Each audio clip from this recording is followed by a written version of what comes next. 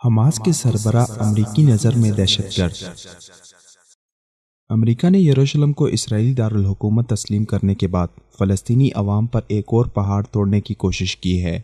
فلسطینی غیور قوم کی مزاحمت کار تنظیم حماس کو دہشت گرد قرار دینے کی کوششوں کی ابتدا حماس کے سربراہ کو دہشت گرد قرار دینے سے کی گئی ہے۔ امریکہ کے محکمہ خزانہ نے فلسطینی مزاحمت کار جماعت حماس کے سربراہ اسماعیل ہنیہ کا نام دہشت گردوں کی بلیک لسٹ میں شامل کر لیا ہے۔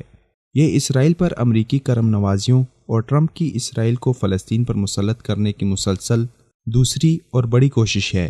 امریکی محکمہ خارجہ کی جانب سے اسماعیل ہنیہ پر پابندی کے متعلق بیان میں کہا گیا ہے کہ اسماعیل ہنیہ کے حماس کے عسکری ونگ کے ساتھ قریبی تعلقات ہیں۔ وہ شہریوں سمیت اسرائیل کے خلاف مسلح جدوجہد کے وکیل رہے ہیں۔ بیان میں اسماعیل ہنیہ پر یہ الزام عائد کیا گیا ہے کہ وہ اسرائیلی شہریوں کے خلاف دہشت گردی کے حملوں میں ملوث رہے ہیں۔ حماس دہشت گردی کے حملوں میں 17 امریکیوں کی ہلاکتوں کے ذمہ دار ہے۔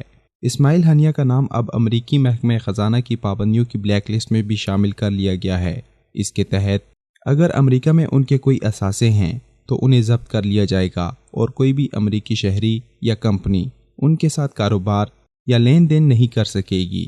عرب میڈیا کے مطابق امریکہ نے ایک فلسطینی گروپ الصابرین اور مصر سے تعلق رکھنے والی حسم ملیشیا کو بھی دہشت گرد قرار دے کر بلیک لسٹ کر دیا ہے۔ اسماعیل ہنیہ اس وقت غزہ میں مقیم ہیں اور حماس کے تنظیمی سربراہ ہیں۔ دہشت گردوں کی فہرست میں ان کے نام کی شمولیت دراصل امریکہ کا اسرائیل کی طرفداری میں فلسطینیوں کے خلاف دوسرا بڑا جارحانہ اقدام ہے۔ اس سے مشرق وسطیٰ میں موجود کشیدگی میں مزید اضافہ ہوگا۔ فلسطینی مسلمان اسرائیلی تسلط کے خلاف اپنی آزادی کی جنگ لڑ رہے ہیں اور اسرائیل کے ناجائز قبضے کے خلاف سفارتی، اخلاقی اور مزاحمتی کوششوں میں مصروف ہیں۔ جہاں پوری دنیا اسرائیل کو فلسطین کا دشمن اور اس پر قبضہ کرنے والا غاصب تسلیم کرتی ہے اور اسرائیلی ریاستی دہشت گردی کی مذمت کرتی ہے، وہیں دنیا میں انسانیت کا سب سے بڑا چیمپئن امریکہ فلسطینیوں کے حقوق کے لیے لڑنے والوں کو دہشت گرد قرار دیتا ہے۔ دنیا بھر میں ریاستی دہشت گردوں کو سپورٹ کرنے والا امریکہ ہے۔ ڈونلڈ ٹرمپ کی صدارت کے بعد امریکہ جیسے احمقانہ اور تاریخی غلط فیصلے کر رہا ہے۔ یہ امن عالم کے لیے خسارے کا سبب ہے۔ دنیا میں 2 قوموں پر زبردستی تسلط ہے اور ان پر تسلط کو اقوام متحدہ بھی غلط قرار دے چکی ہے، لیکن امریکہ انہیں اپنا بغل بچہ بنا رہا ہے۔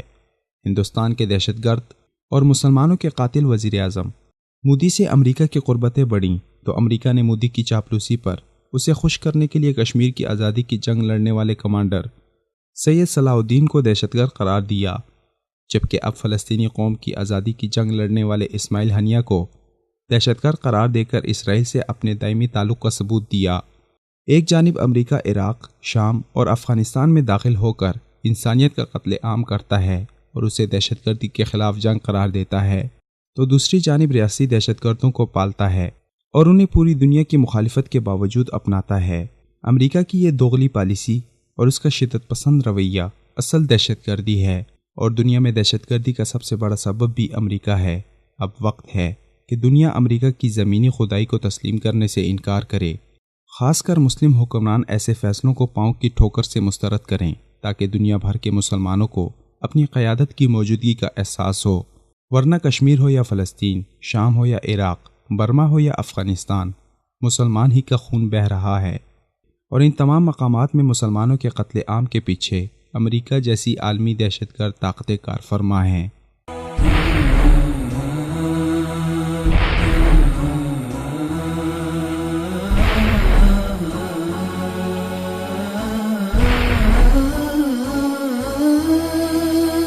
مثال اردو، سچ کا چہرہ۔